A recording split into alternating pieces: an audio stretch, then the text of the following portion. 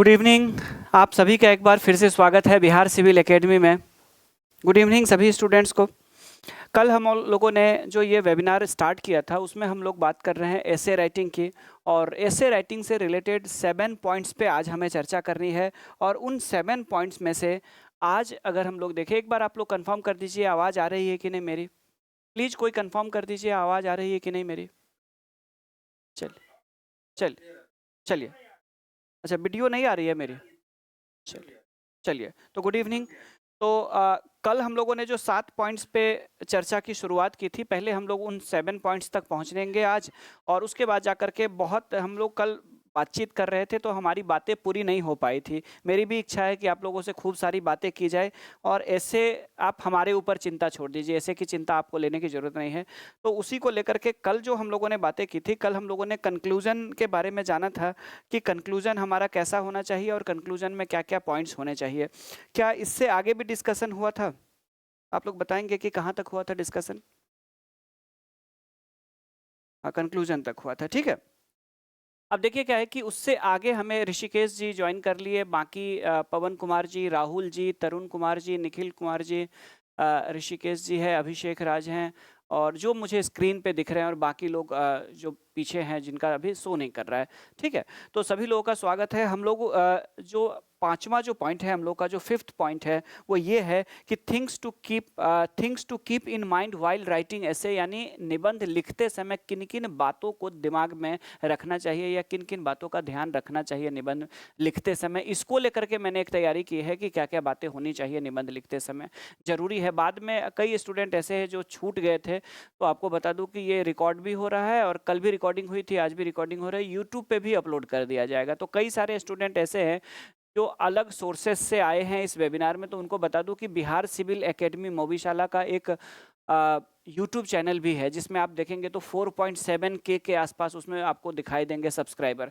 तो उसको आप, उस चैनल को भी आप लोग सब्सक्राइब कर लीजिएगा, क्योंकि उसमें भी टाइम टू टाइम इन्फॉर्मेशन आती रहती है। 4.72K उसमें दिखा रहा होगा सब्सक्राइबर, बिहार सिविल एकेडमी मोबीशाला करके अगर आप सर्च करेंगे तो आ जाएगा, ठीक है। उसको आप लोग ज़रूर सब्सक्राइब कर लीजिएगा उस चैनल को, क्योंकि उसमें भी हम लोग टाइम टू टाइम चीज़ें अपलोड करेंगे, और आज का जो और कल का डिस्कशन है ये भी अपलोड हो जाएगी, ये रिकॉर्ड हो रही है।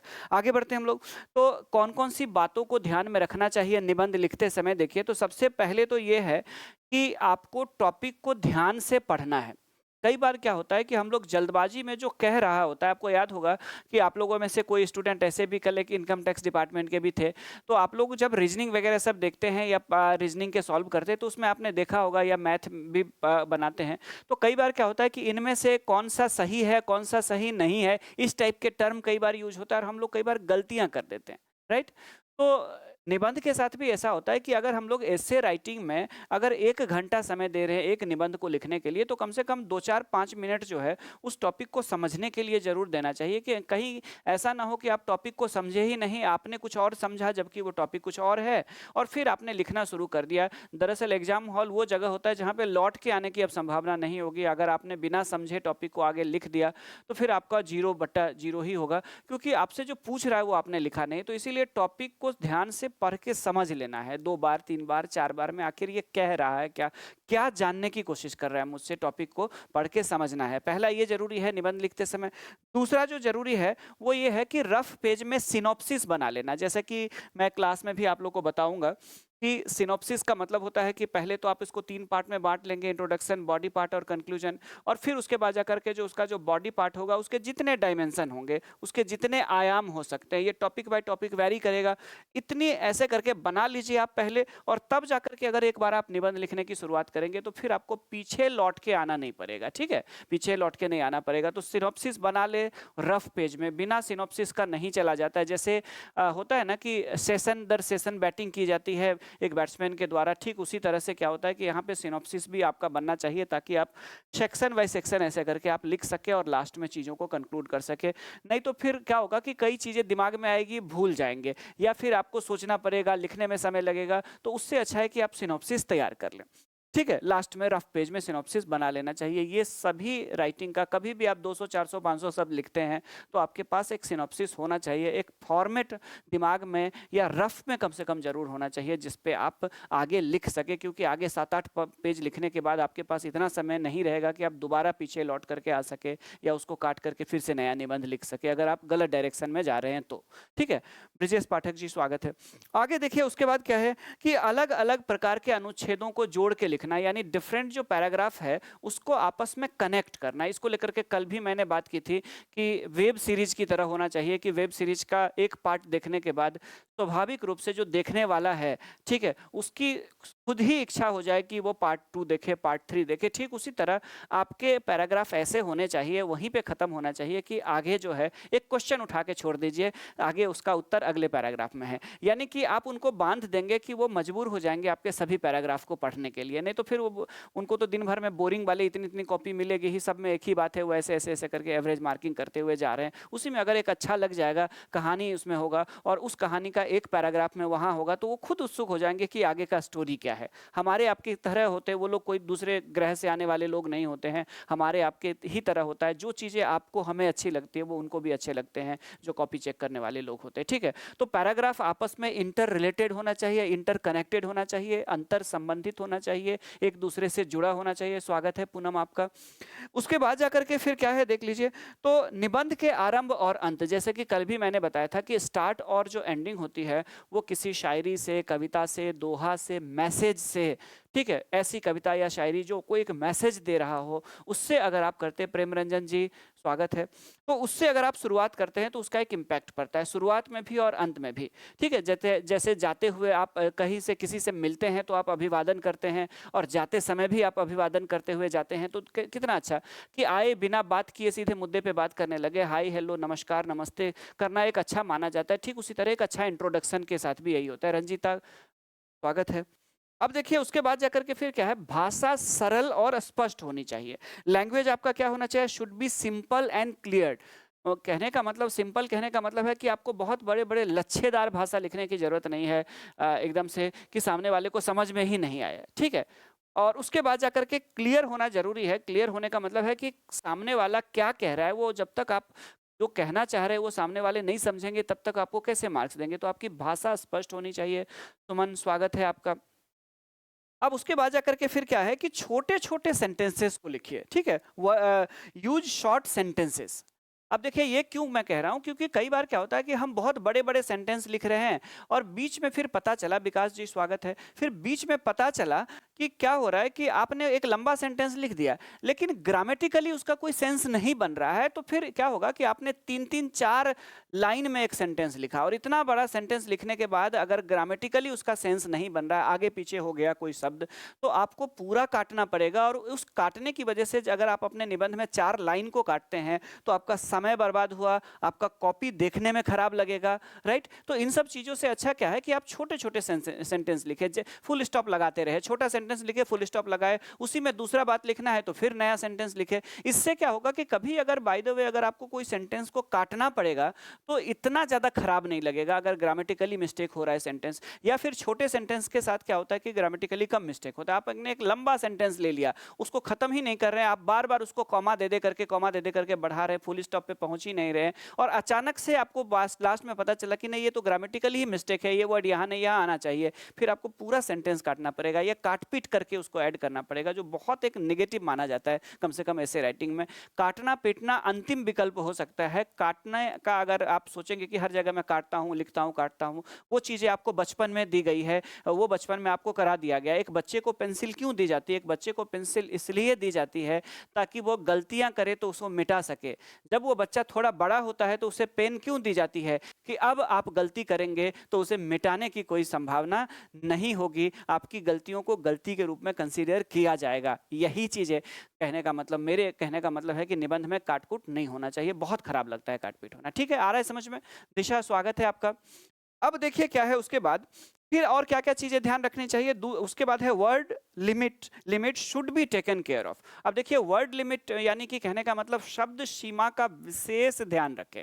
अब शब्द सीमा का विशेष ध्यान रखने का मतलब कल भी शायद मैंने बताया था आप लोग को, शब्द सीमा का ध्यान इसलिए भी जरूरी हो जाता है क्योंकि एग्जाम में एग्जामिनर आपसे कह रहे हैं 700 to 800 वर्ड्स, यानी 700 से 800 शब्द कह रहे हैं। अब अगर आप 700 से कम लिखते हैं तो कई बार क्या होता है कि जो भाव आप बता रहे हैं हो सकता है वो पूरा एक्सप्रेस ना कर पाए, राइट।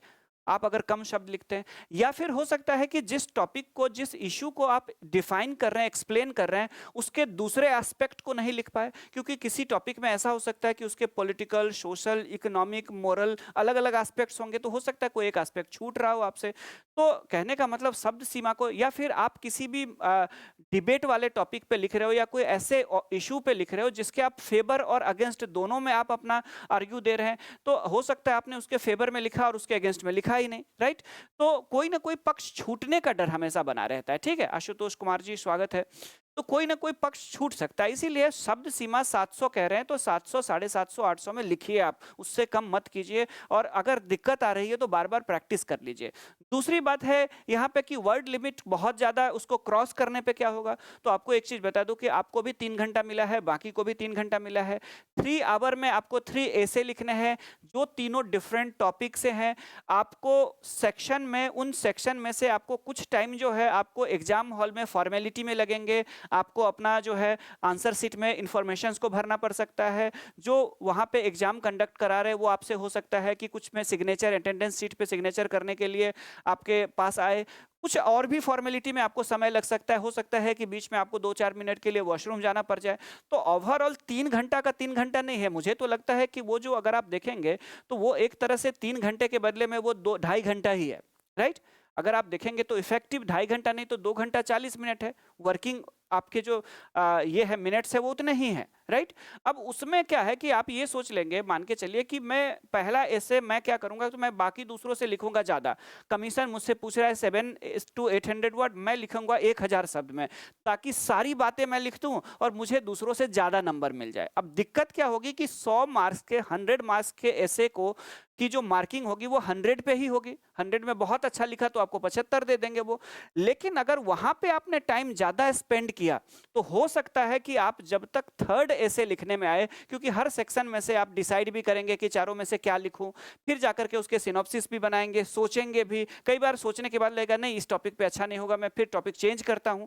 तो आपका समय वहां भी जा रहा है। तो अगर आपने 1 या 2 ऐसे में जरूरत से ज्यादा टाइम ले लिया वर्ड लिमिट को क्रॉस करने की वजह से, तो हो सकता है कि थर्ड ऐसे लिखते समय आपके पास 15 मिनट का भी समय नहीं हो, और 15 मिनट में लिखा गया ऐसे ठीक उसी तरह होता है जैसे ग्रेजुएशन में जो लॉन्ग आंसर लिखने में जो 5वां आंसर होता है आपका, उस टाइप का होगा। और उस वहां अगर आप 65, 70, 140 ले आए तो यहां हो सकता है 30 नंबर पे अटक जाए। तो कभी भी वर्ड लिमिट को क्रॉस नहीं करना चाहिए, क्योंकि आपके पास टाइम लिमिट होता है। और टाइम और वर्ड ठीक उसी तरह जैसे क्रिकेट में बैट्समैन जो होता है उसका हैंड और आई का कोऑर्डिनेशन होता है, यानी हैंड जो होता है वो बैट्स की तरफ होता है, बैट को कहां से किधर घुमाना है उसकी तरफ, और जो आई का जो होता है वो किधर की तरफ होता है, बॉलर के फिंगर की तरफ, उसके की तरफ कि वो बॉल को किस तरफ से कैसे फेंकने की कोशिश करेगा उसको पकड़ने की तरफ। तो हैंड आई कोऑर्डिनेशन, उसी तरह आपका वर्ड और लिमिट और टाइम का कोऑर्डिनेशन होना जरूरी है एग्जाम हॉल में, ताकि आप तीनों ही ऐसे को आराम से लिख पाए,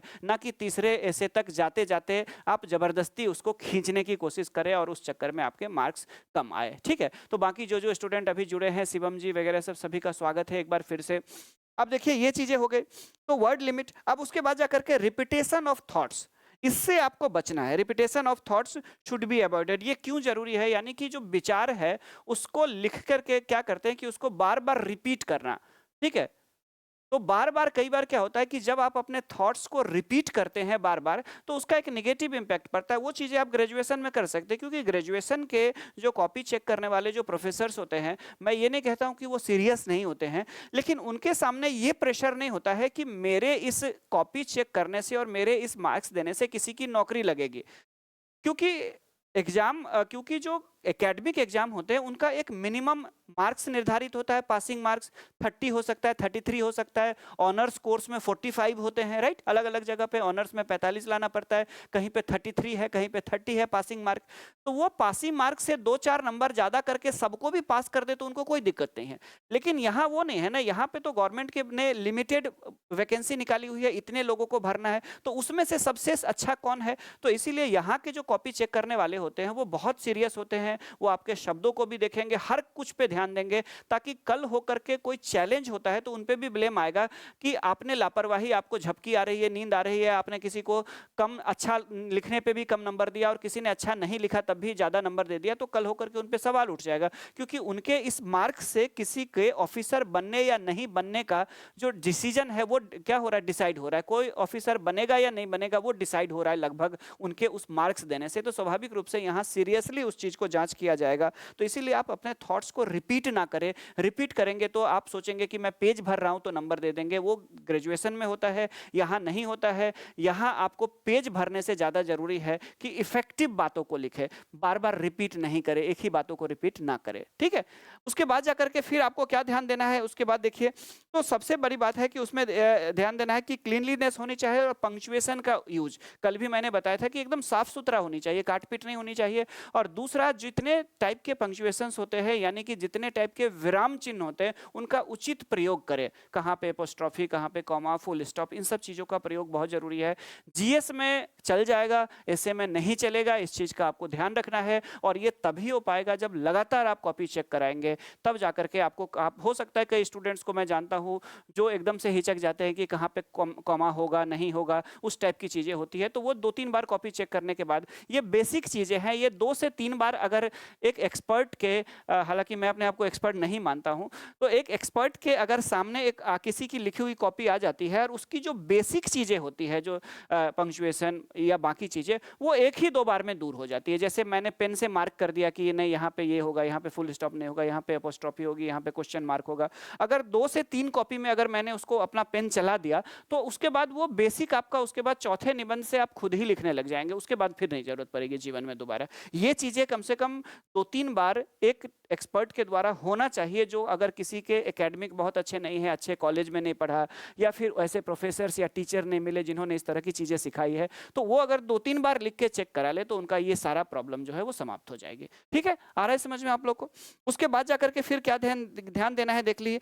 तो लिखने के बाद एक बार पढ़ना चाहिए। अगर आपके पास समय है तो आप तेजी से एक बार पढ़ लीजिए कि कहीं कोई ब्लंडर तो नहीं आप कर रहे हैं। अगर छोटा मोटा मिस्टेक है तो चलिए उसमें ये है, माफी है, लेकिन अगर कोई ऐसा ब्लंडर आपसे हो रहा है, क्योंकि हो सकता है प्रेशर वाली सिचुएशन में हो जाती है कई बार, ठीक है, तो वो चीजें ठीक हो जाए समय रहते, ठीक है। तो इसलिए एक बार तेजी से अपने लिखे हुए को पढ़ भी लीजिए समय निकाल करके। और पढ़ने के दौरान अगर कहीं पे स्पेलिंग मिस्टेक है, कहीं पे लैंग्वेज लेवल पे है, तो कोशिश करिए कि उसको थोड़ा बहुत ठीक कर लें उसको, ठीक है। तो ये सारी चीजें जो है ये निबंध लिखते समय आपके दिमाग में होनी चाहिए।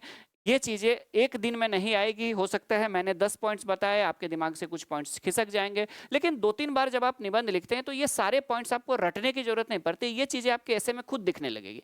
यानी कि ये जो 10 पॉइंट्स, जो 11 पॉइंट्स मैंने जो बताए हुए हैं ऐसे राइटिंग से रिलेटेड जो दिमाग में होने चाहिए, ये 11 पॉइंट्स आपको हो सकता है टू द पॉइंट नहीं याद हो, line by line, step by step नहीं याद हो, लेकिन ये 11 पॉइंट्स आपके ऐसे में खुद ही इंप्लीमेंट होने लगेंगे जब 2 से 3 ऐसे आप लिखेंगे, ठीक है। तो ये सारी चीजें हो गई। अब ये जो 5वां जो हम लोगों का जो पॉइंट था जिस पे हम लोग डिस्कशन कर रहे थे, इस पे अगर आपके कोई डाउट है या कुछ सवाल पूछना है तो आप पूछ सकते हैं, पूछिए।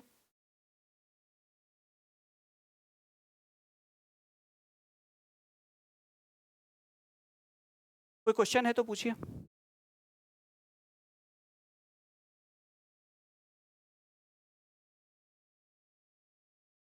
बिल्कुल पवन जी, वो सबसे जरूरी है, वो हर जगह होता है। अगर आप पीएचडी भी करते हैं तो पहले सिनॉप्सिस यूनिवर्सिटी जमा लेता है आपसे, फिर जाके थेसिस लिखा जाता है, जिस पे आपको डॉक्टरेट की डिग्री मिलती है, पीएचडी मिलता है। तो वो जो थेसिस लिखी जाती है, वो थेसिस से पहले उसका जो सिनॉप्सिस होता है ये जमा करना पड़ता है यूनिवर्सिटी, इसको अप्रूवल करती है, फिर आप थेसिस लिखते हैं। तो कोई चीज बिना डायरेक्शन का हो ही नहीं सकता। ये आपको दिशा देती है।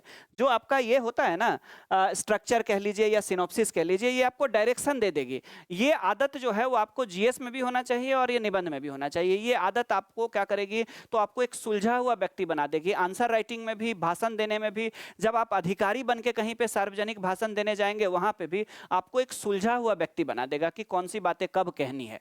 ठीक है, तो सिनॉप्सिस को बनाना दिमाग में चाहे रफ में एक आदत बना लीजिए, ये आपके पूरे जीवन में काम आने वाली है। हाँ, और कुछ? और कोई क्वेश्चन?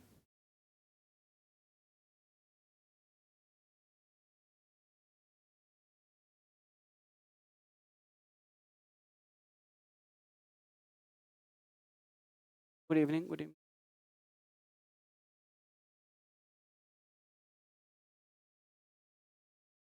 अच्छा, जीएस में कमी होती है। एक्चुअली क्या होता है पता है आपको?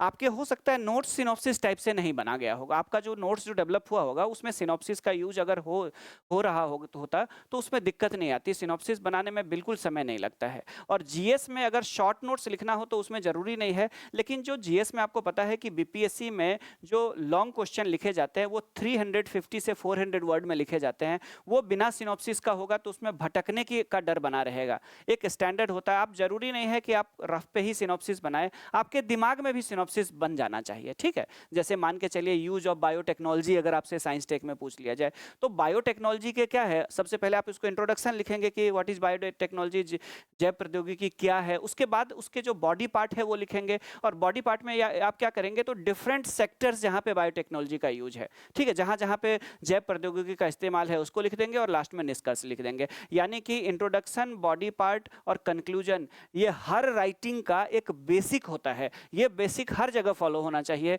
अब उसमें आपके ऊपर निर्भर है कि उस बॉडी पार्ट में डिमांड के अकॉर्डिंग आप क्या लिख रहे हैं। अगर आपसे पूछेगा यूज ऑफ बायोटेक्नोलॉजी तो आप उसमें, या स्पेस रिसर्च इन इंडिया पूछेगा, मान के चलिए भारत में अंतरिक्ष अनुसंधान पूछ दिया, अंतरिक्ष में भारत के बढ़ते कदम, इससे रिलेटेड अगर कोई निबंध पूछ दे या जीएस में पूछ दे, राइट, तो उसमें अंतरिक्ष विज्ञान में जब आप लिखेंगे तो बॉडी पार्ट में सिनॉप्सिस होगा ना, क्योंकि भारत के अंतरिक्ष कार्यक्रम की अगर आप देखेंगे तो उसके दो भाग है। एक कौन सा है? एक है प्रक्षेपण यान, ठीक है, जो कहां से शुरू हुआ, SLV, ASLV, PSLV and GSLV, और दूसरा कौन है? सैटेलाइट्स। तो सिनॉप्सिस में दो पार्ट बनेगा। फिर जब सैटेलाइट्स पे आएंगे तो दो पार्ट में बांटेंगे, जियो स्टेशनरी ऑर्बिट से रिलेटेड सैटेलाइट और पोलर ऑर्बिट से रिलेटेड सैटेलाइट्स, राइट, दो पार्ट में आप लोग बांटेंगे। उसके बाद जाकर के फिर उस सिनॉप्सिस में जो थर्ड होगा वो कौन सा होगा? वो होगा रिसेंट डेवलपमेंट। रिसेंट डेवलपमेंट में चंद्रयान आएगा, आदित्य आएगा, गगनयान आ जाएगा। तो ऐसे करके आपका सिनॉप्सिस बनना होना चाहिए। यानी अंतरिक्ष प्रोग्राम जो होते हैं उसमें दो पार्ट होते हैं, एक होता है जिसमें जो उपग्रह होती है जिससे आप क्या करते हैं, डिफरेंट टाइप के यूज करते हैं, लेकिन उपग्रहों को पहुंचाने के लिए जो यान यूज होता है वो एसएलवी, एएसएलवी, पीएसएलवी से जीएसएलवी तक भारत पहुंचा है, और उसी जीएसएलवी में क्रायोजेनिक इंजन भी है। तो आपको बांटना आना चाहिए टॉपिक को। जब आप बांटते हैं तो आपके लिए लिखना आसान हो जाता है, नहीं तो फिर आप गोल मोल फेंटने लग जाएंगे, सबको मिक्स करने लग जाएंगे। फिर सैटेलाइट भी दोनों होते हैं, आप अगर देखेंगे तो पोलर ऑर्बिट सैटेलाइट के अलग पर्पस है, जियो स्टेशनरी ऑर्बिट के सैटेलाइट के अलग पर्पस है, राइट। तो स्वाभाविक रूप से पर्पस के अकॉर्डिंग दोनों अलग है, तो दोनों को डिफरेंट पार्ट में बांटा जाएगा। तो इस तरह की चीजें आपको क्या है कि किसी भी टॉपिक को अगर आप सिनॉप्सिस बना करके बांटते हैं तो आपका स्टेप बाय स्टेप सारी चीजें होती चलेगी, ठीक है। तो सिनॉप्सिस को दिमाग में नहीं, जीएस में अगर आपका वैसे भी नहीं तो घर में कम से कम सिनॉप्सिस अगर आप हर टॉपिक का बना के रख लेंगे तो ये लास्ट टाइम के रिवीजन में भी काम आएंगे। तो सिनॉप्सिस कम से कम आपके नोट्स के ऊपर छोटा सा सिनॉप्सिस जरूर होना चाहिए। अगर आप मेंस का नोट्स बना रहे हैं तो छोटा सा सिनॉप्सिस कि ये पार्ट, ये पार्ट, ये पार्ट मुझे लिखना है। ये अगर सिनॉप्सिस अगर आपको एग्जाम में याद है ना तो आप आंसर, कई बार क्या होगा कि आप आंसर भूलते भूलते भी 350-400 शब्द में बड़े आसानी से लिख देंगे। अगर सिनॉप्सिस नहीं याद है तो फिर आप दिमाग पे जोर डालेंगे कि इसके बाद क्या होगा, इसके बाद क्या होगा, और फिर आपका समय बर्बाद होगा, ठीक है। तो इसको आदत बना लीजिए, कुछ ही दिन के बाद ये आदत पड़ जाएगी आपको लिखने की। ये राइटिंग आर्ट है, ठीक है। हाँ, और कुछ? हाँ जी, आशुतोष बताइए।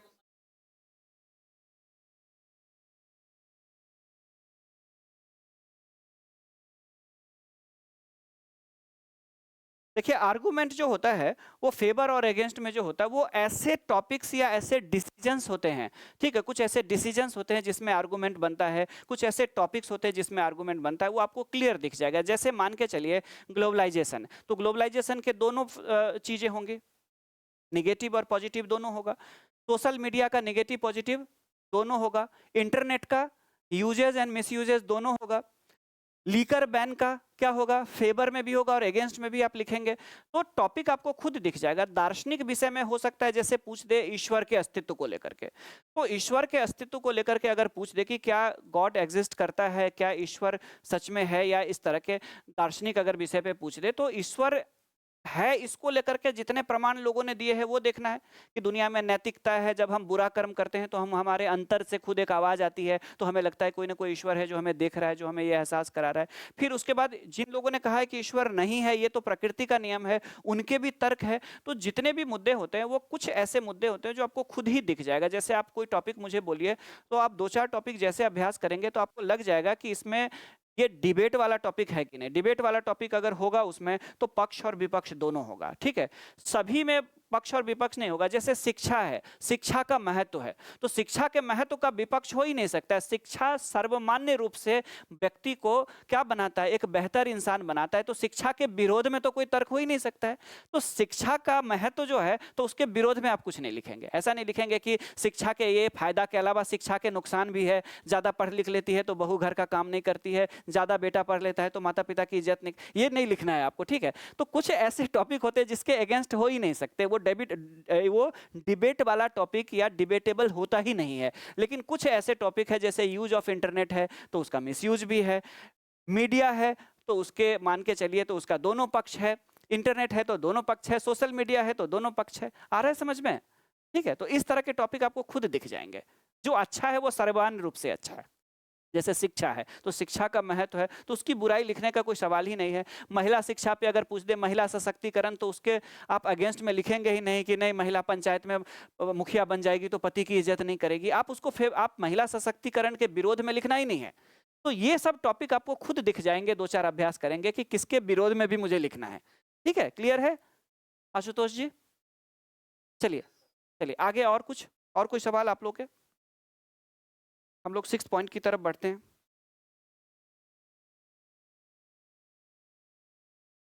चलिए आगे बढ़ें। नंबर 6 है एसे राइटिंग प्रिपरेशंस, ठीक है। ये बहुत ज्यादा जरूरी है। निबंध लेखन की तैयारियां, यानी कि आपको निबंध लेखन की तैयारी कैसे, आप देखिए, आप खुद सोच करके देख लीजिए कि मैं जब आप लोगों से वेबिनार करने वाला था तो मेरी भी एक प्रिपरेशन रही होगी, क्योंकि ऐसा थोड़े है कि मुझे किसी ने आकर के रातों रात ब्रह्मा जी ने ज्ञान दे दिया। हर टीचर होमवर्क करके आता है, मैं भी होमवर्क करता हूँ, और हर टीचर दुनिया के बड़े से बड़े टीचर होता है। ऐसा नहीं कि उन्होंने बचपन में कभी पढ़े हैं उसी चीज़ को पढ़ा रहे। समय के अनुसार अपडेट होते हैं, अपग्रेड होते हैं, अपने लेक्चर प्लान तैयार करते हैं। सुबह जब घर से निकलते हैं तो शाम तक जितने भी लेक्चर अटेंड करने होते हैं, सेमिनार अटेंड करने होते हैं, वेबिनार अटेंड करने होते हैं, सबकी एक प्लानिंग करके लैपटॉप पे, और तब जाकर के निकलते हैं। तो आपका जो ये वेबिनार है, आप इसमें भी आपने देखा होगा कि एक स्ट्रक्चर है, एक सिनॉप्सिस में हम लोग आगे बढ़ रहे हैं कि नहीं। तो सिनॉप्सिस देखिए कितना जरूरी होता है। कहने का मतलब है कि जैसे आंसर राइटिंग में चाहे वो एसे और जीएस का हो, वैसे इस वेबिनार में भी मैंने अपना एक सिनॉप्सिस तैयार किया हुआ है जिसमें हम लोग स्टेप बाय स्टेप आगे बढ़ रहे हैं। इसी तरह जब आप एक ऑफिसर बन जाएंगे और आप भी कहीं जाएंगे तो आपका दिया हुआ कोई सी भी मुद्दे पे जो एक भाषण अगर कहीं पे आपको आमंत्रित किया जाता है सम्मानित रूप में 15 मिनट का, तो आपका एक सिनॉप्सिस होना चाहिए, ठीक है। दिमाग में होना चाहिए कि मुझे ये बात अभी कहनी है, ये बात कौन सी बातें कब कहनी है। आदरणीय, सम्माननीय, माननीय से शुरू करेंगे तो आप पहला तो यही शब्द होगा ना आपका, कि ऐसा थोड़े कि पूरा भाषण देने के बाद आप बोलेंगे आदरणीय, माननीय, सम्माननीय। तो एक वो होता है ना, एक सिनॉप्सिस ही तो होता है वो। तो भाषण में भी एक सिनॉप्सिस होता है, हर जगह होता है, चाहे वो हिडन हो चाहे वो दिख रहा हो, सिनॉप्सिस हर जगह होता है। तो मेरे इस वेबिनार का भी सिनॉप्सिस है और इसीलिए हम लोग उसी के अकॉर्डिंग आगे बढ़ रहे हैं। तो कितना इंपॉर्टेंट है देख लीजिए सिनॉप्सिस। तो हम लोग का यहाँ पे क्या है, एसे राइटिंग प्रिपरेशन यानी निबंध लेखन की तैयारियां। क्या क्या तैयारी हम लोगों को निबंध लेखन के लिए हम लोगों को करना चाहिए देख लीजिए। तो हम लोग की जो सबसे महत्वपूर्ण तैयारी है, चाहे आप क्लास ज्वाइन करें ना करें, खुद से भी करें, अगर आप खुद से भी ऐसे राइटिंग अगर आप करते हैं, आपको लगता है कि नहीं खुद से तैयार करना चाहिए, दिल्ली वालों को, मुखर्जी नगर वालों को नहीं देना चाहिए फीस, तो तब भी अगर आपकी इच्छा हो कि कभी मैं कॉपी चेक करा लूँ कि मैंने कभी निबंध अच्छा लिखा है या नहीं लिखा है, तो आप उसका वो बना करके, फोटो खींच करके, स्कैन करके आप उसका पीडीएफ बना करके आप शेयर कर देंगे, तो उस कॉपी को भी हम लोग चेक करके भेज देते हैं। हम लोग का कोई ऐसा दुर्भावना नहीं रहती है कि हमारे यहाँ एडमिशन लिए हैं नहीं लिए हैं, किसी भी स्तर पे कहीं पे भी कोई गाइडेंस, हाँ उसकी एक लिमिट होती है। अब बैचेस में सबको फ्री नहीं किया जा सकता, आपको भी पता होगा मुखर्जी नगर में इतना एक्सपेंस है सारी चीज़ें, लेकिन एक्सपेंसिव है चीज़ें। लेकिन बावजूद अगर कोई स्टूडेंट ऐसे होते हैं जो कभी छोटा-मोटा कभी भी कुछ बात करना चाहे, कुछ पूछना चाहे, कभी कोई आंसर चेक कराना चाहे। इस बार भी कई सारे स्टूडेंट थे जिन्होंने क्या किया था कि कहीं और से पढ़े थे उन्होंने। हमने जानना भी नहीं चाहा कि आप कहाँ से पढ़े हैं, लेकिन उनको ऐसे राइटिंग में दिक्कत आ रही थी एग्ज़ाम से 10-15 दिन पहले।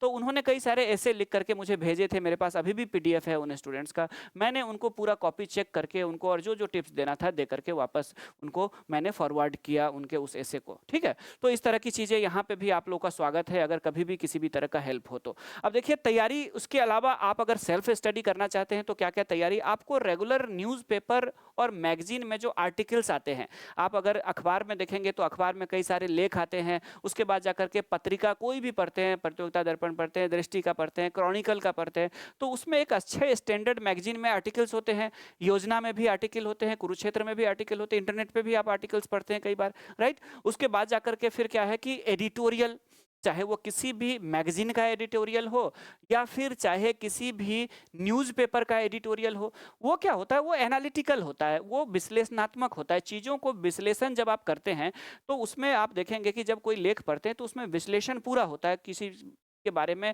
बढ़िया ढंग से बताया गया होता है। तो वैसे आप लेख को और संपादकीय को पढ़ें और अगर ऐसे कोई अगर संपादकीय या लेख आता है और तो उसको आप कलेक्ट भी कर लें, कलेक्शन करके अपने पास फाइल बना करके या फ़ोल्डर बना करके उसको रखते जाएँ। अगर इंटरनेट पे पढ़ रहे हैं, तो इंटरनेट पे भी आप उसको डाउनलोड करके अपने पास रख सकते हैं। मोबाइल में तो खैर डिलीट हो जाता है, स्क्रीनशॉट वगैरह सब रखना अच्छी बात नहीं होती क्योंकि उसमें वो रहता नहीं है ज़्यादा दिन तक, मुझे भी पता है, ना तो यूज़ होता है। तो रेगुलर आपको आर्टिकल और एडिटोरियल स्टडी करनी है, उसको कलेक्शन करना है। उसके बाद जाकर के फिर क्या करना है, देखिए तो अभी तक अगर जिन लोगों ने डायरी लिखने की आदत नहीं डाली होगी, कई लोगों को डायरी लिखने की आदत होती है।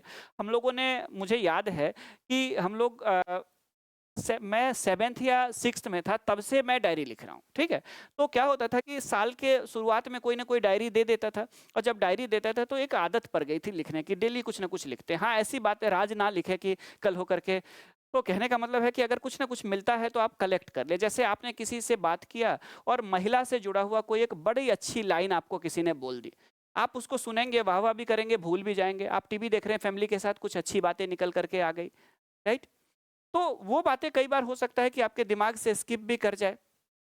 जैसे घर से बहुत दूर है मस्जिद, चलो यूँ कर ले, किसी रोते हुए बच्चे को हँसाया जाए। ठीक है। अब इस तरह की जो लाइन है अगर आपको सुनने में बड़ा अच्छा लगा, तो आप उसको क्या करेंगे, आप उसको कलेक्ट कर लेंगे और आप अपने डायरी में अगर लिखते जाते हैं, तो आपके पास एक अच्छा खासा डायरी बन जाएगा, जिसमें बच्चों से रिलेटेड, महिला से रिलेटेड, शिक्षा से रिलेटेड आपके पास शायरी, दोहा, कविता, कहानी कलेक्ट हो जाएगा। और ये डायरी जो है, ये डायरी आपके काम आएँगे और कई जगह आप उसका यूज़ कर सकते हैं। एग्ज़ाम में 3 ऐसे लिखना है, आपको पास अगर 40-50 शायरी याद है, तो 2-3 शायरी तो उसमें से वो निकल ही जाएगा जो उस टॉपिक से रिलेटेड होगा। तो ये सब काम आएगा। तो रेगुलर आपको क्या करना है, कविता, शायरी, कहानी, इन सब को अगर आप शॉर्ट फॉर्म में भी लिख करके अपने डायरी को मेंटेन कीजिए, क्योंकि ये डायरी आपको क्या करेगा, एक स्मार्ट बनाएगा। आपके पास अच्छी-अच्छी बातें होंगी, तो इससे क्या होगा कि आप कहीं भी जाते भी हैं, अगर आप वैसे भी ऐसे राइटिंग में तो यूज़ होगा, कहीं भी जाते हैं जीवन में, कहीं पे कुछ चर्चा विषय पे हो रहा हो, वहाँ पे अगर आप 1-2 लाइन अगर इस तरह की बातें बोलते हैं, तो वाहवाही अंत तक आपकी ही होती है। ठीक है, आपके चले जाने के बाद भी कि देखो कितना अच्छा, और ये इतिहास बन जाता है। मतलब कई, आज तो सोशल मीडिया का ज़माना है, आपको आसानी से ऐसी चीज़ें मिल जाएगी, बहुत सारा कलेक्ट करने की ज़रूरत नहीं है। आपको कुछ अच्छी वाले जो चीज़ें होती है उसको कलेक्ट करके अगर आप रखते हैं तो ये काम आएँगे ऐसे में। तो ये भी आप कर सकते हैं। और उसके बाद जाकर के फिर क्या है कि रेगुलर ऐसे लिख के अपने टीचर से चेक कराना, ये भी बहुत ज़्यादा ज़रूरी है। नियमित रूप से निबंध लिखिए, आप उसे अपने शिक्षक से चेक करवाइए और रेगुलर उसका प्रैक्टिस किया कीजिए। ठीक उसी तरह जैसे विराट कोहली भले ही 26,000 इंटरनेशनल रन बना चुका है, आज भी वो कवर ड्राइव की, स्टेट ड्राइव की प्रैक्टिस करता है, डेली 2 से 3 घंटा नेट पे बिताता है। ऐसा थोड़े है कि विराट कोहली अपनी इनिंग को भूल गया है या अपनी बैटिंग को, बावजूद उसके विराट कोहली क्या कर रहे हैं, डेली प्रैक्टिस करते हैं। तो मेरे कहने का मतलब यहाँ पे ये हुआ कि आपको भी रेगुलर जो है वो ऐसे राइटिंग की आपको प्रैक्टिस करते रहनी है यहाँ पे। हाँ, ठीक है, प्रैक्टिस करते रहनी है। उसके अलावा जो कुछ चीज़ें हैं जो आप लोगों से डिस्कशन करना है, वो डिस्कशन ये करना है कि हम लोगों के पास जो ऐसे का प्लान है, देखिए फाइनली आपको पता है कि एक कोचिंग इंस्टीट्यूट है और कोचिंग इंस्टीट्यूट जो है उसमें क्या है कि बैचेस जो है वो चलते हैं और जो स्टूडेंट्स की फ़ी देती है उसी से संस्थान चलती भी है। तो स्वाभाविक रूप से जो इस तरह का कोई भी अगर होता है तो उसमें हम लोग बैच को भी प्रमोट करते हैं कि कई स्टूडेंट इंटरेस्टेड होते हैं कि जब 1 डेढ़ घंटा में इतनी बातें अच्छी लगी, समझ में आई, तो आगे 100 घंटा अगर बिताएंगे तो हो सकता है कि कुछ ना कुछ चीज़ें तो ऐड ऑन हो ही जाएगी। अगर सब कुछ आता है तो थोड़ा बहुत सुधार हो जाएगा, जिसको बिल्कुल कुछ नहीं आता है वो भी बहुत कुछ सीख के जाएंगे। तो ये हम लोगों ने प्लान तैयार किया हुआ है, ये विजय सर ने स्पेशली तैयार किया हुआ है। आप लोगों का एसे राइटिंग का जो ये प्लान है वो ये है, देखिए तो इसमें प्लान ए है एसे ऑनलाइन क्लासेस, चूंकि पूरी तरह से मोबीशाला बिहार सिविल एकेडमी ऑनलाइन है, तो यहाँ पे क्या है कि 70वीं और 71वीं का जो बीपीएससी का जो एसे राइटिंग है ऑनलाइन कोर्स, उसका प्लान ए है। और इस प्लान ए में क्या होगा कि मेरे द्वारा और भी कुछ टीचर्स के द्वारा, बेसिकली मेरे ही निर्देशन में होगा ये। क्या करेंगे हम लोग, तो इंस्ट्रक्शंस देंगे आपको कैसे ऐसे लिखना है, किसी भी टॉपिक पे डेप्थ लर्निंग भी होगी, और कोशिश करेंगे कि वो रिजल्ट ओरिएंटेड हो, मतलब क्लास में सिर्फ मनोरंजन ना हो बल्कि वो रिजल्ट में कन्वर्ट हो। ठीक है, शॉर्ट्स और शॉर्ट्स जो वीडियो आते हैं वो सब रील्स हम लोग को भी बड़ा अच्छा लगता है, लेकिन उससे किसी का सिलेक्शन नहीं होना है, किसी मोटिवेशनल स्पीकर के किसी शॉर्ट से आपका सिलेक्शन नहीं होना है। आपको डीप स्टडी, डीप लर्निंग करेंगे तभी आपका सिलेक्शन होगा, ये तो सच्चाई है। ठीक है, उसके बाद जाकर के कॉम्प्रिहेंसिव कंटेंट, कहने का मतलब 100+ लेक्चर्स होंगे, 100 घंटे प्लस का। यहाँ पे आवर्स की बात कर ले हम लोग तो, क्योंकि लेक्चर्स की साइज अलग अलग दिन अलग अलग होती है, कभी 1.5 घंटे में भी, कभी 1.25 घंटे में भी हो जाती है खत्म। उसके बाद जाकर के डाइवर्स टॉपिक होंगे, यानी पॉलिटिकल, सोशल, इकोनॉमिक के अलावा अगर आप देखेंगे, ठीक है, फिलोसॉफिकल के अलावा डिफरेंट अलग अलग टॉपिक्स को हम लोग कवर करेंगे। उसके बाद कोशिश करेंगे कि क्लास में डिस्कशन भी हो आपस में। सारे के सारे मैं चैट भी लेता हूं, अगर आप देखेंगे तो वॉइस चैट अभी है, तो वैसे भी अगर टेक्स्ट चैट भी होती है ऑनलाइन क्लास में, तो मैं सारे के सारे क्वेश्चन आंसर भी लेता हूं आपके। और डिस्कशन में मतलब मेरा हमेशा स्क्रीन पे ध्यान रहता है, कभी भी किसी स्टूडेंट का आज तक नहीं हुआ कि मैंने रिप्लाई नहीं दिया हो। उसके बाद जाकर के पर्सनलाइज सपोर्ट तो हमेशा है ही। कुछ ही ऐसे टीचर है जिनके नंबर हर स्टूडेंट के पास होते हैं, मैं नंबर देने में कभी अपना मार्क, ये क्या कहते हैं, अपना मोबाइल नंबर देने में कभी हिचकता नहीं हूँ। ये सारी चीज़ें हो गई। अब ये जो फ़ी है, फ़ी हालांकि मैं टीचर हूँ, मुझे डिस्कशन नहीं करना चाहिए था ये फ़ी, ठीक है, लेकिन मुझे ये जिम्मेदारी दी गई है। फ़ी की बातें मैं नहीं करता हूँ जनरली, आप लोग को बता दो, मेरा काम पढ़ाना होता है।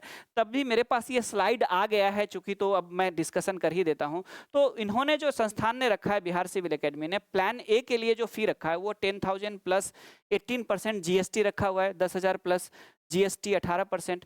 अब आगे ध्यान से सुनते जाइए। अब प्लान बी क्या है, तो प्लान बी में ये सारे फीचर्स है, देख लीजिए, इसमें भी कॉम्प्रिहेंसिव है, सारा कुछ नोट्स है, ये सारी चीज़ें इसमें इंक्लूड है, क्लास नोट्स वगैरह सब है, सारा कुछ है। ये भी पूरा का पूरा एक्सेस भी आपको मिलेगा, क्लास भी चलेगी, सारा कुछ होगा, सेम है, थोड़ा बहुत डिफरेंट आपको लगेगा। इसकी फ़ी 5,000 प्लस जीएसटी है। और जो थर्ड है प्लान सी जो है, उसकी फ़ी 6,000 प्लस 18% जीएसटी है, जिसमें टेस्ट सीरीज भी है, इंक्लूड है। ठीक है, ऐसे राइटिंग का टेस्ट सीरीज भी है, 1-to-1 गाइडेंस भी है। उसके बाद जाकर के बाकी सारा सपोर्ट्स भी है, मेरा सपोर्ट भी रहेगा उसमें, इंडिविजुअल भी सारा कुछ। कोई व्यक्ति बोलेगा कि सर मेरे लिए प्लान तैयार कर दीजिए, क्योंकि मेरा जो है वो 10 से 6 ऑफिस होता है। उसके बाद कुछ बोलेंगे कि मैं सिर्फ वीकेंड में 2 दिन पढ़ पाता हूं, तो मेरे लिए क्या प्लानिंग होनी चाहिए। कुछ स्टूडेंट होंगे जो 2 बार से पीटी निकाल रहे हैं लेकिन मेंस में फंस जा रहे हैं, उनकी क्या प्लानिंग होगी। तो सबकी प्लानिंग अलग अलग होती है। तो ये सब जो पर्सनलाइज होती है चीज़ें, ये चीज़ों पर भी हम लोग बात करते हैं और समय देते हैं स्टूडेंट्स को। ठीक है, और इसकी जो फी है ऐसे राइटिंग के लिए वो 6,000 प्लस 18% जीएसटी है। लेकिन ये सारे के सारे जो फीस है उसमें एक चीज और है कि इन सभी को मर्ज कर दिया गया है, ए, बी और सी, और उसमें 70% लगभग डिस्काउंट कर दिया गया है।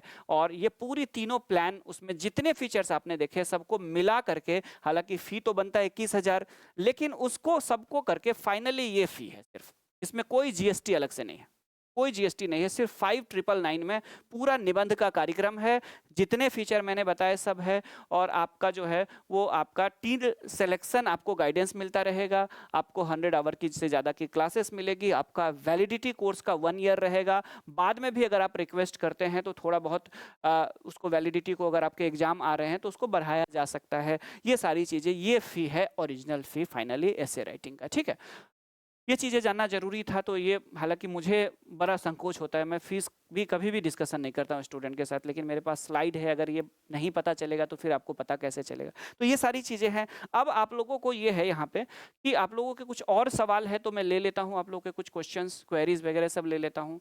और ऐसी चीज़ें जो अदर है, जो एकेडमिक नहीं है, जैसे अगर वो टर्म्स एंड कंडीशन से रिलेटेड है, फ़ी, या कई स्टूडेंट के ऐसे डाउट्स होंगे कि 2 बार में दे सकते हैं नहीं, कई तो 2 बार में भी फैसिलिटी है ये। कहने का मतलब है कि आप इंस्टॉलमेंट में 2 इंस्टॉलमेंट में भी इसको आप पे कर सकते हैं। अब इससे ज़्यादा चीज़ें अगर जानना चाहते हैं, टेक्निकल चीज़ें, तो वो जो नंबर दिया गया है जो इंक्वायरी वाला, उससे आप उनके नंबर पे निरंजन जी से आप बात कर सकते हैं, ठीक है। आपके कुछ और क्वेश्चन है तो मैं ले लेता हूँ, क्वेरीज है तो बताइए।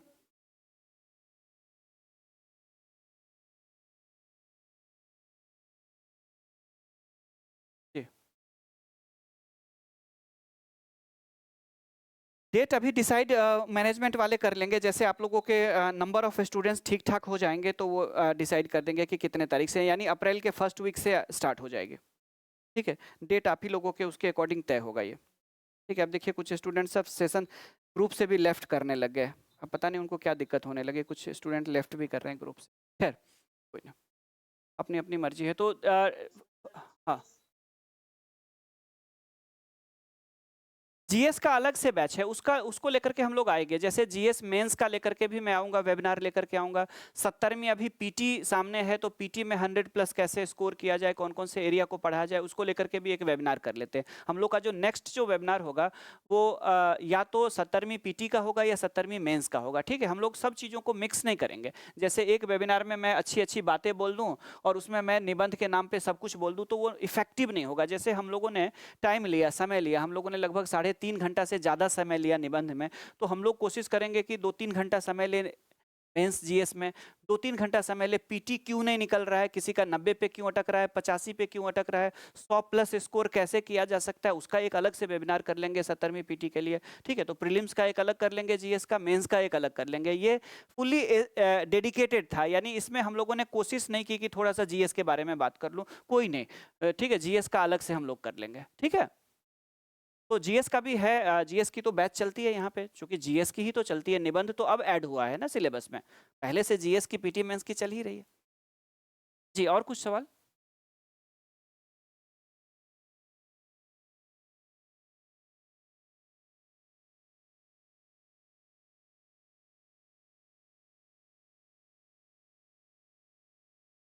हैंड रिटेन कहने का मतलब क्या होता है, जैसे कि हैंड रिटेन जैसे क्लास नोट्स होता है, जैसे क्लास में किसी बच्चे को मैंने निबंध पढ़ाया। अब दिक्कत यह है कि आप पवन जी हो सकते हैं किसी दूसरे जिले से होंगे, अभिषेक जी दूसरे जगह से हैं, तरुण जी सिवान से है, आज ही सुबह मुझे मैसेज किए थे, याद आ गया, नीतीश जी हैं, रंजीता अलग जगह से है, शायद कहाँ से है, लखीसराय से या कहीं से है, कमोद जी है अलग जगह से, रोहित जी अलग जगह से है। तो कहने का मतलब है कि होता क्या है कि जो क्लास नोट्स होती है, जैसे मैं थॉट्स कई सारी चीज़ें बोलता हूँ तो वो मैं लिख के नहीं लाता हूँ, कुछ पॉइंट्स मैं लिख के आता हूँ और क्लास में मैं निबंध लिखाता हूँ। तो मेरे पास भी कई बार क्या होता है कि मेरे जो लिखवाए गए निबंध है, क्योंकि जब मैं निबंध में मैं डूब जाता हूँ तो चीज़ें खुद अंदर से बाहर आती है, वो मैं खुद ढूंढता हूं, तो मुझे कॉपी नहीं मिल पाता है स्टूडेंट से, क्योंकि ज़्यादातर सब स्टूडेंट ऑनलाइन वाले होते हैं, अलग अलग जगहों पे बैठे हुए हैं, तो हो नहीं पाता है। देखिए होता क्या है कि क्लास नोट्स किनका मिल जाता है, जिनके ऑफलाइन और ऑनलाइन दोनों क्लासेस चलते हैं। तो क्लास में क्या किया जाता है, जो स्टाफ होते हैं वो किसी बच्चे को गौर से देखते हैं कि जो रेगुलर क्लास कर रहे हैं और क्लास में नोट्स बना रहे हैं, तो उनका अगर हैंडराइटिंग अच्छा होता है तो उससे कॉपी एक दिन के लिए ले लेते हैं और उसका जीरोक्स करा लेते हैं, वही होता है क्लास नोट्स। तो यहाँ क्लास नोट्स जो है हमें खुद नहीं मिल पाता है, क्योंकि सारे स्टूडेंट ऑनलाइन होते हैं, ठीक है, और वो अपने अपने लेवल पे वो लिख रहे हैं, नहीं लिख रहे हैं, वो मोबाइल ऑन करके पढ़ रहे हैं, ये भी हमें नहीं पता चल पाता है। उसी में से क्या होता है कि कुछ स्टूडेंट जब आंसर भेजते हैं तो तब हमारे पास आंसर आता है। तो क्लास नोट्स हमें, हम लोग को खुद दिक्कत होती है, किसी को कैसे प्रोवाइड करा पाए, ये समस्या है। और बाकी हम लोगों ने बैच को इतना कम रखा हुआ है, फीस की कहने का मतलब कोई समस्या ही नहीं है। आज के डेट में मतलब इतना ज़्यादा खर्च है, सारी चीज़ें महंगी है, उसमें अगर कोई इतना मिनिमम पे अगर आपको एक पेपर की गारंटी ले रहा है कि हम पास कराएंगे, कहने का मतलब है कि 900 में से 300 मार्क्स का है, तो कम से कम उस शिक्षक की बात भी की जाए जो शिक्षक गवर्नमेंट सेक्टर के अच्छे ऑफर्स को छोड़ करके प्राइवेट सेक्टर में आपको पढ़ा रहे हैं, तो स्वाभाविक रूप से एक मिनिमम फी तो बनता है ना। तो वो एक मिनिमम फी संस्थान के द्वारा रखी जाती है। अब आप देख लीजिए कई संस्थान ऐसे हैं मुखर्जी नगर में जिनके लाखों में फी है, राइट। तो उसकी तुलना में तो हम लोग वैसे फी पे डिस्कशन नहीं करते हम लोग शिक्षक, लेकिन तब भी हमें पता होता है ना कि संस्थान अगर एक सीमा से कम फी करती है तो उस संस्थान को कई सारी समस्याओं का सामना करना पड़ सकता है। हो सकता है आपके इंटेंशन बहुत अच्छे, आप बहुत अच्छी शिक्षा देना चाहते हैं, लेकिन अगर आपके पास फंड्स ना आए, आप जरूरत से कम फीस कम कर दे, तो फिर हो सकता है कल होकर वो संस्थान बंद हो जाए। ऐसी भी होती है, संस्थान क्यों बंद होती है? यानी आपका जो उद्देश्य है अच्छी क्वालिटी एजुकेशन देना, वो तभी पूरा हो सकता है जब आपका बजट में हो चीज़ें। अगर आपके बजट से बाहर चली जाएगी, आपके एक्सपेंस जितना है उतना नहीं आ रहा है, आप सारी चीज़ों को फ्री कर दे रहे, तो आप कितने दिन सर्वाइव कर पाएंगे? मैं भी अगर बिहार से आया हूँ, अगर दिल्ली में आया हूँ पढ़ाने के लिए, तो स्वाभाविक रूप से बिहार में मेरा गुजारा नहीं हुआ, खर्च नहीं चला, तब तो मैं दिल्ली आया हूँ, राइट? और अगर मैं दिल्ली आकर के भी अपना खर्च नहीं चला पाऊँ, बिहार से ही मंगवाऊँ अगर खर्चा पानी, राशन पानी, तो फिर कैसे चलेगा? तो बात वही है। कोशिश ये की गई है कि इतना फी रखा जाए कि वो स्टूडेंट के रेंज में हो, ठीक है? स्टूडेंट के रेंज में हो और जो अच्छा करना है। जी, जी, जी। हाँ, हाँ, आप बिल्कुल, और उसमें भी वो निबंध के साथ जस्टिफाई कहाँ कर रहे हैं? बात वो है ना। बात जी, बात ये है कि वो ऐसे राइटिंग कहाँ करवा रहे हैं? वो ऐसे के लेक्चर्स दे रहे हैं, हाउ टू राइट ऐसे, ठीक है? वो क्लास में ऐसे राइटिंग नहीं करवा रहे हैं ना, मैं पूरा का पूरा ऐसे राइटिंग करवा दे रहा हूँ, आपको निबंध लिखवा दे रहा हूँ क्लास में, ठीक है? ये चीज़ें ज़रूरी है, अब मुझे भी रिसर्च करना पड़ रहा है, ठीक है? बड़ा अच्छा होता प्रोफेसर बन जाते बिहार में। हाँ, जी, जी। हाँ, निरंजन जी, कमेंट है किसमें? अच्छा, 1 मिनट मुझे ऑन करना पड़ेगा।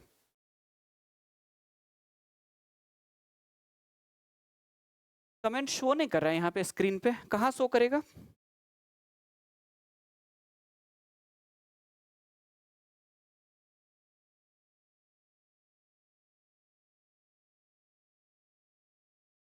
हाँ जी, क्योंकि मेरे पास जो स्क्रीन है उसमें कहीं पे वो दिख नहीं रहा है मैसेज, ठीक है?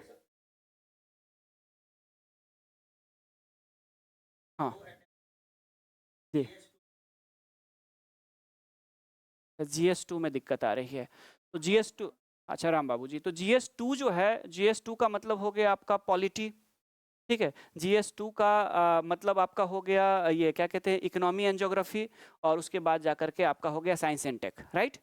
तो आपको सबसे पहले तो एनालिसिस ये करना है कि GS2 में सेक्शन कौन सा है जिसमें कम मार्क्स आ रहे हैं? क्या साइंस टेक में कम आ रहे हैं, या फिर आपके इकोनॉमी और ज्योग्राफी जो कंबाइंड वाला है उसमें नहीं बन रहा है, या पॉलिटी में नहीं बन रहा है? तीनों में देखना है आपको। अगर कॉपी आप अगर RTI से मंगा सकते हैं तो RTI से कॉपी मंगा लीजिए, सबसे बेहतर जजमेंट आप ही कर सकते हैं, क्योंकि आपके पास RTI से कॉपी आ जाएगा तो आपको पता चल जाएगा कि एवरेज मार्किंग कौन से क्वेश्चन में हुई है। क्वेश्चन वो किसी सेक्शन का हो सकता है, फिर उस सेक्शन के अकॉर्डिंग हम लोग प्लानिंग कर लेंगे। कहने का मतलब है कि या आपको खुद भी याद आ रहा हो कि मेरा पॉलिटी खराब हो गया था, या मेरा साइंस टेक का क्वेश्चन नहीं बन रहा था, या मेरा ज्योग्राफी या इकोनॉमी नहीं बन रहा है जो कंबाइंड है, तो फिर आप उस पे सब्जेक्ट वाइज मुझसे डिस्कशन कर लीजिए, मेरा नंबर ले लीजिए, उस सब्जेक्ट में क्या क्या करना है मैं बता दूंगा। जैसे पेपर 2 में तो 4 सब्जेक्ट है, आपको पता ही होगा।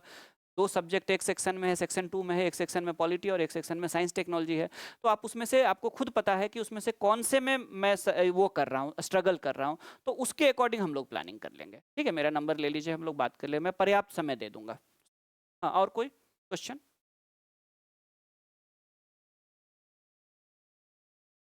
ये और क्वेश्चन पढ़ के सुना दीजिए अगर है किसी का तो।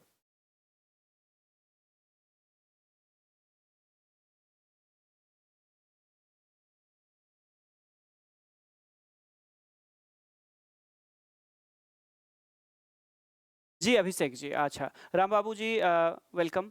अभिषेक जी, जो फ्रेशर है, कहीं से भी जिस दिन आप स्टार्ट करते हैं ना, ठीक है, उसी दिन से आपकी तैयारी की शुरुआत हो जाती है। चाहे आप 12th में पढ़ रहे हो, मैं खुद अपना बता दे रहा हूँ कि कई सारे ऐसे बच्चे हैं जिनके बारे में हम लोगों ने बात की तो पता चला कि वो 11th में पढ़ रहे हैं, वो 12th में पढ़ रहे हैं। फिर उनसे पूछा कि इतनी जल्दी क्यों तैयारी, तो उनका कहना है कि जब तक ग्रेजुएशन करेंगे, ग्रेजुएशन मेरा ऐसे सब्जेक्ट से है जो बहुत ज़्यादा लोड नहीं है, तो हम लोग साथ में लेकर के चल रहे हैं कि ग्रेजुएशन के बाद तुरंत एलिजिबल। आपने बिहार में खुद देखा होगा, 22 साल में SDM बने थे, तो 22 साल में जो SDM बना था उसने तैयारी कब की शुरू हो गई? उसके दिमाग में तो 17-18 साल में आ गया होगा चीज़ें। तो फ्रेशर भी अगर है, अगर आप ऐसे पढ़ते हैं, निबंध लिखते हैं, तो आपकी एक लेखन शैली विकसित होती चली जाती है, और ये आपके काम आएंगे आगे मेंस राइटिंग में। यानी कि आप अगर निबंध से भी शुरुआत करते हैं तो ये एक ऐसा सेक्शन होगा, इंटरेस्टिंग सेक्शन, जो आपको बोरिंग नहीं लगेगा। कई लोग कहते हैं पहले पीटी पढ़ेंगे फिर मेंस पढ़ेंगे। आप बीपीएससी का जो अब रेगुलर वाला जो कैलेंडर है उसको अगर आप फॉलो कर रहे हैं तो आपको पता चल गया होगा कि कभी भी पीटी के बाद मेंस नहीं पढ़ा जा सकता है। आज के डेट में पीटी, मेंस और निबंध की साथ में तैयारी की जानी चाहिए। बस जो एग्जाम जब हो उससे 2 महीना पहले उस पैटर्न पे आ जाना है। यानी जब आप मेंस पढ़ रहे होंगे, मैं जीएस का इसीलिए डिस्कशन यहाँ पे नहीं कर रहा हूँ क्योंकि जीएस मेंस का और जीएस पीटी का हम अलग से वेबिनार करने वाले हैं। उसमें मैं बताऊंगा कि कैसे मेंस के नोट्स आपके पीटी के स्टेटमेंट वाले क्वेश्चन के लिए जरूरी है पढ़ना, यानी पीटी के समय भी मेंस का नोट्स पढ़ना है और मेंस के समय भी पीटी का नोट्स पढ़ना है, लेकिन वो कैसे पढ़ना है वो चीजें हम लोग अलग से वेबिनार कर लेंगे। ठीक है आशीष अभिषेक जी, तो निबंध आप ज्वाइन कीजिए, एकदम तनाव मुक्त होकर के आप निबंध से जुड़िए, मजा भी आएगा क्लास में। स्टार्ट कर सकते हैं आप ऐसे से। हाँ और कुछ? वेलकम। और कुछ?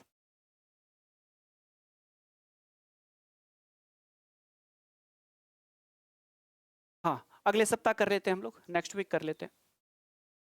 ठीक है, और इसके अलावा भी कई सारे मैं बता दूं, देखिए हम लोग का क्या होता है कि हम लोग का स्टूडेंट और टीचर के बीच में गैप बिल्कुल नहीं होता है। कई बार क्या होता है कि कुछ स्टूडेंट्स को मैं व्यक्तिगत रूप से जानता हूं जिनके ऐसे प्रॉब्लम्स होते हैं जो वो वेबिनार में भी नहीं बता पाते हैं, क्योंकि उनको लगता है कि नहीं सब लोगों को पता चल जाएगा, क्योंकि हर व्यक्ति के अलग अलग प्रॉब्लम होते हैं, हर स्टूडेंट्स के कुछ ना कुछ समस्याएं होती है। तो हम लोग ऐसे स्थिति में, ठीक है, अच्छा धीरज जी का कोई क्वेश्चन पढ़ के सुना देंगे, क्योंकि मेरे पास उनका क्वेश्चन दिख नहीं रहा है स्क्रीन पे। बस धीरज जी का एक मैसेज आया है कि क्वेश्चन क्या है, क्वेश्चन देख लीजिए।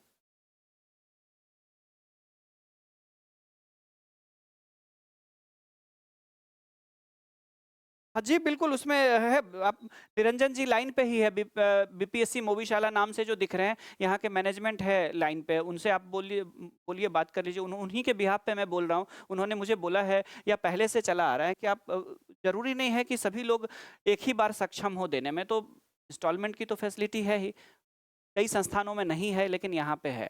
ठीक है, कई संस्थान में नहीं है क्योंकि उनके इतना ज़्यादा चलता है कि उनके फुल फी देने के बाद ही स्टूडेंट को वो एंट्री देते हैं। हमारा संस्थान है, छोटा संस्थान है, बहुत बड़ा संस्थान नहीं है, हम लोग कोऑपरेट करते हैं।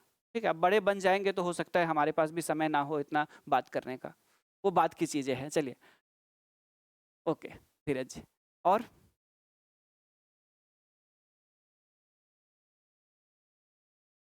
हाँ, तो कौन सा मुद्दा? मैं कुछ किसी मुद्दे पे डिस्कशन कर रहा था। हाँ हाँ, तो पीटी और मेंस का हम लोग वेबिनार करेंगे।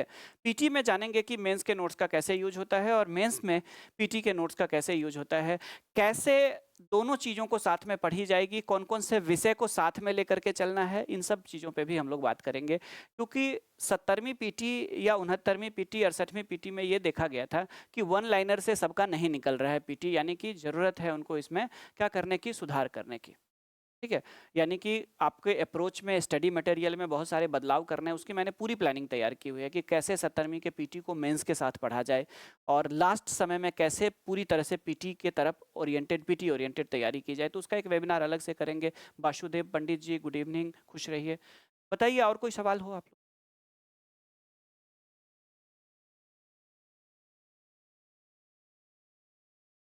अच्छा इकोनॉमिक, अच्छा जी, अच्छा अच्छा, प्री का इकोनॉमिक्स, अच्छा प्री का इकोनॉमिक्स नहीं बन रहा है आपसे ना? तो प्री का जो इकोनॉमिक्स आपका नहीं बन रहा है उसका देखिए,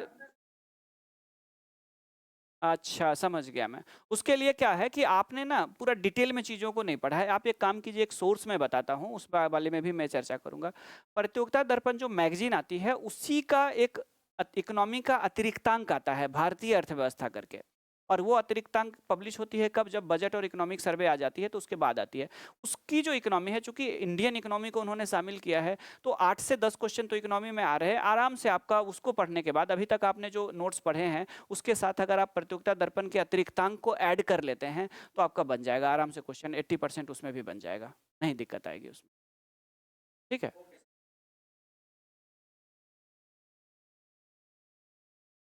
हाँ बिल्कुल, भूगोल पढ़िए, एनसीईआरटी पढ़िए, 6 to 12 पढ़ ही रहे हैं आप। और लेकिन जो बेस होगा आपका, मतलब में जो मेन होगा वो 11वीं 12वीं का होगा। 11वीं 12वीं की एनसीईआरटी को थोड़ा ध्यान से पढ़िए। हाँ बिल्कुल मजा आएगा, कॉन्सेप्ट भी मिलेगा, लेकिन एक चीज़ और ध्यान रखिएगा एनसीईआरटी पढ़ते समय, ठीक है? क्योंकि ज्योग्राफी भी मैं ही पढ़ाता हूँ बीपीएससी वाले बैच में। तो एनसीईआरटी के साथ क्या दिक्कत है कि एनसीईआरटी जल्दी जल्दी अपडेट नहीं होती है। ठीक है, और आपको एक चीज़ बता दूं कि कई सारे ऐसे चैप्टर होते हैं जो अपडेट मांगता है। ज्योग्राफी में इंडियन ज्योग्राफी, वर्ल्ड ज्योग्राफी का जो ह्यूमन वाला पार्ट है 12th में जो है, 11th में आपको पता है फिजिकल ज्योग्राफी है, 12th में और उसके बाद जाकर के ह्यूमन वाला है, और 12th जो है उसमें इंडियन ज्योग्राफी है, उसमें सब जगह पे डाटा जो है वो पुराना है। एनसीईआरटी कॉन्सेप्ट के लिए तो है, लेकिन एनसीईआरटी डाटा के लिए नहीं है। एनसीईआरटी के किताब में जब आप जाएंगे तो छठे में सोलर सिस्टम है, सौर मंडल में अगर आप उसमें देखेंगे तो नंबर ऑफ ये नेचुरल सैटेलाइट्स ऑफ जुपिटर अगर आप देखेंगे, बृहस्पति के कितने उपग्रह है तो आप उसमें देखेंगे, उसमें 26-27 बताया गया है। जबकि आप देखेंगे कि बढ़कर के 150 के आसपास होने वाला है। तो हम लोग जब सौर मंडल पढ़ाते हैं, मैं खुद बता दूं आपको कि जब मैं सोलर सिस्टम क्लास में पढ़ाता हूं तो आप भी चाहे तो नासा के वेबसाइट पे चले जाएंगे और आप जाकर के सोलर सिस्टम को पढ़ सकते हैं, वहां सबसे ज्यादा अपडेटेड होता है। ठीक है, अगर हो सकता है कल या परसों कुछ नई चीजें आ जाए, जैसे आपको पता है कि दुनिया में 5वां महासागर डिक्लेयर हो चुका है, जबकि एनसीईआरटी में 4 ही महासागर है। तो इस तरह की चीजें, उसके अलावा एनसीईआरटी में जाएंगे तो एनसीईआरटी में माउंट एवरेस्ट की जो एल्टीट्यूड है वो 8848 मीटर है, जबकि एनसीईआरटी में, जबकि जो लेटेस्ट डाटा है 2020 में ये क्या हो चुका है, अपडेट हो चुका है 8848.86 मीटर।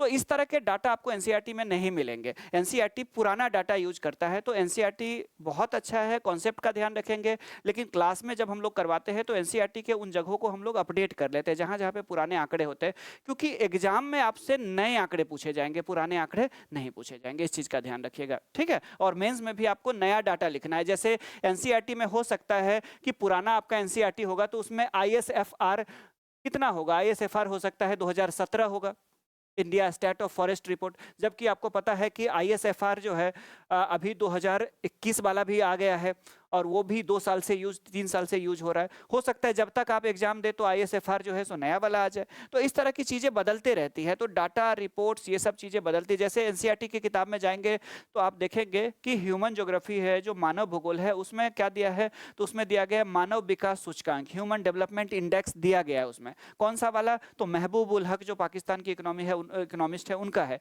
लेकिन उसमें जो टॉप रैंकिंग तो बहुत साल से एक ही देश है, लेकिन टॉप 10 तो हर साल आगे पीछे होने की संभावना होती है, एक आध आगे पीछे होता है। इंडिया की भी रैंकिंग कई बार ऊपर नीचे होती है, सबसे जो लिस्ट कंट्री है नीचे है उसकी भी रैंकिंग थोड़ा आगे पीछे होते रहती है। तो ये तो हर साल यूएनडीपी का नया पढ़ना चाहिए ना आपको। और एनसीईआरटी कब का है, जब पिछली बार एनसीईआरटी लास्ट बार बनी थी तब का है। वो क्या हो रहा है, रीप्रिंट हो रहा है, पिछले 6-7 साल से उसका पुनर्मुद्रण हो रहा है, उसका अद्यतन नहीं किया जा रहा है, यानी अपडेट नहीं हो रहा है। तो इस चीज का ध्यान रखेंगे क्योंकि एग्जाम में एकदम अपडेटेड इंफॉर्मेशन पूछेगा, ठीक है। चलिए और कुछ।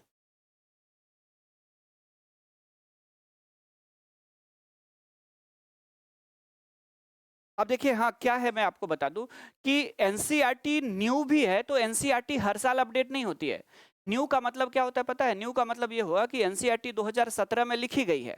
अब न्यू का मतलब क्या होगा कि 18 में उसका नया प्रिंट आएगा, 19 में उसका नया, क्योंकि एनसीईआरटी आमतौर पर 5-6 साल के बाद एक बार उसके आंकड़ों को क्या किया जाता है, अपडेट किया जाता है। अभिषेक जी, पवन जी, दोनों को बता दे रहा हूं, इस चीज का ध्यान रखिएगा। और 5 साल में दुनिया बदल जाती है, आप नहीं बदल गए, दुनिया में क्या नहीं बदला, आपके मोबाइल फोन बदल गए, बहुत कुछ बदला कि नहीं बदला। तो 5 साल में दुनिया कितनी बदल गई। और एनसीईआरटी 5 साल चीजों को, नया एनसीईआरटी का मतलब ऐसे थोड़े कि 2024 में लिखा गया, नया एनसीईआरटी 2016-17 की एनसीईआरटी है उसी, और पुराना का मतलब है 2003-4 का एनसीईआरटी। आया समझ में।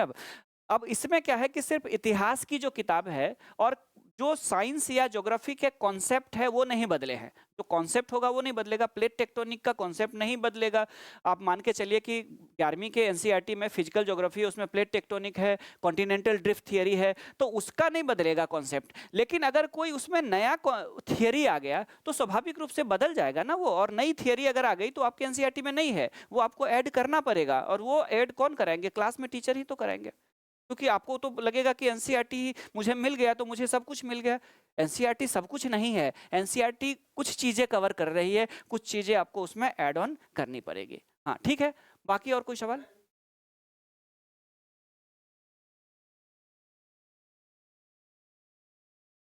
हाँ हाँ, देखिए क्या है कि एनसीईआरटी की 3 किताबें हैं इंडियन हिस्ट्री के लिए, क्योंकि वर्ल्ड हिस्ट्री भी है 11th-12th में, आपको पता होगा। तो 3 में से जो एंशिएंट है उसमें आप ऑथर को ध्यान से देखेंगे तो उसमें लिखा होगा राम शरण शर्मा, वो है ओल्ड आंसर। अगर आप लिख रहे हैं कॉपी पे तो लिख लेंगे। राम शरण शर्मा जो है प्राचीन भारत लिखे हुए, बिहार के ही थे, बेगूसराय के थे, ठीक है। तो उनकी जो एनसीईआरटी है एंशिएंट वाली, उसी को कहते हैं पुरानी एनसीईआरटी। ओल्ड एनसीईआरटी की जो एंशिएंट बुक हम लोग कहते हैं वो कौन सी है, राम शरण शर्मा की लिखी हुई। ध्यान आया? ठीक है, समझ में आया? उसके बाद जो मेडिवल जो हिस्ट्री है वो लिखे हैं सतीश चंद्र नाम के एक इतिहासकार ने लिखा है, जो कि बंगाली इतिहासकार है। ठीक है, मध्यकालीन भारत वो है पुरानी एनसीईआरटी। और जो मॉडर्न इंडिया है एनसीईआरटी की, आधुनिक भारत है, वो बिपिन चंद्र के द्वारा लिखी गई। ये तीनों अंग्रेजी में लिखी गई किताब है जिसको हिंदी में अनुवाद किया गया है। ठीक है, तो यही तीनों को कहा जाता है पुरानी एनसीईआरटी। आया समझ में? यानी कि हाँ, हाँ, नहीं नहीं, रोमिला थापर का जो है, रोमिला थापर की उतनी ज्यादा उपयोगी नहीं। वो इसमें है शायद छठे सातवें में है ना। हाँ हाँ, तो वो सब वो बेसिक किताब है। आपको कहने का मतलब है कि एक राउंड तेजी से, छठा का किताब का मतलब हुआ कि छठे के बच्चों की किताब है वो। ठीक है, छठे क्लास में पढ़ने वाले जो सीबीएसई बोर्ड के बच्चे होते हैं वो उसके लिए लिखी गई है। तो छठे के किताब को आप परीक्षा का आधार थोड़े बनाएंगे। छठे के किताब को आप एक बार कहानी के रूप में पढ़ जाइए, जब मजा आएगा तो फिर आप 8वीं की किताब को पढ़िए, 10वीं की किताब को, ऐसे सीक्वेंस चलेगा। किसी टॉपिक को क्या कीजिए, 7वीं में पढ़ते हैं तो फिर वो टॉपिक रिपीट कहाँ हो रहा है, 9वीं में जाके रिपीट हो रहा है, फिर वो 11वीं क्लास में जाके रिपीट हो रहा है। तो ऐसे करके आप पढ़िए उसको, और अंत में आपको 11वीं और 12वीं का जो किताब है उसी के सारे इंपॉर्टेंट जो चीजें हैं वो आपके एग्जाम में काम आने वाले हैं। ठीक है, तो ये चीजें हैं सारे विषय में ऐसे करना। हाँ, वर्ल्ड हिस्ट्री वाले को सेक्शन को स्किप कर दीजिए। जो अभी आपको, देखिए, आपको अधिकारी बनने के बाद भी तो जीवन भर आपका पढ़ाई से थोड़े नाता टूटेगा। आप नोवेल पढ़ेंगे, कहानियां पढ़ेंगे। अभी जो आपके सिलेबस में डायरेक्ट नहीं है उसको मत पढ़िए, क्योंकि वो समय का बर्बाद करेगा आपका। ठीक है, वो आपका समय बर्बाद कर। हाँ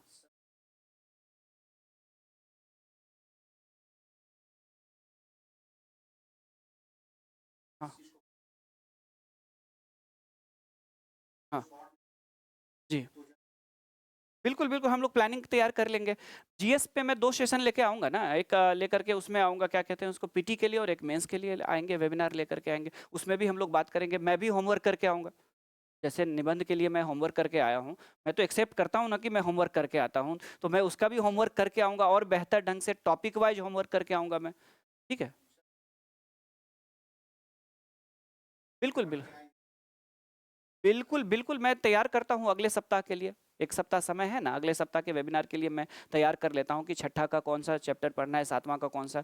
6 से लेकर के क्लास 6 से 12 तक के सारे एनसीईआरटी को मैं रिसर्च करके आपको लिस्ट बना करके दे दूंगा कि कैसे कैसे कौन कौन से टॉपिक पढ़ने हैं। आपको साइंस एंड टेक का जो है वो जो जनरल साइंस और साइंस एंड टेक है, साइंस एंड टेक्नोलॉजी ही लिखा हुआ है, 9th और 10th का पढ़ना है, और बाकी 6 टू 12th वाला पढ़ना है आपको। ठीक है, कौन सी किताब स्किप करनी है, किस किताब का कौन सा चैप्टर स्किप करना है, सब मैं तैयार कर देता हूँ आप लोग को। उसके लिए आप निश्चिंत रहे। ठीक है, एनसीईआरटी को लेकर के मैं पूरी प्लानिंग तैयार कर देता हूँ।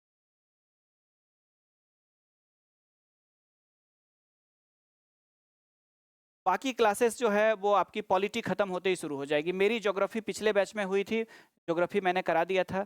और इस बैच में जो है सो अब पॉलिटी के बाद, अब जो टीचर जिस समय, देखिए क्या होता है कि कई बार 5 दिन 10 दिन पहले हम लोग इसलिए नहीं बता पाते हैं क्योंकि हर टीचर कहीं कहीं लगे रहते हैं। हाँ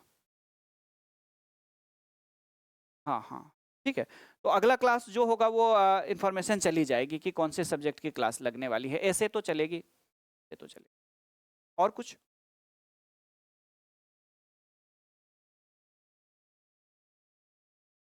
जी नीतीश जी बताइए।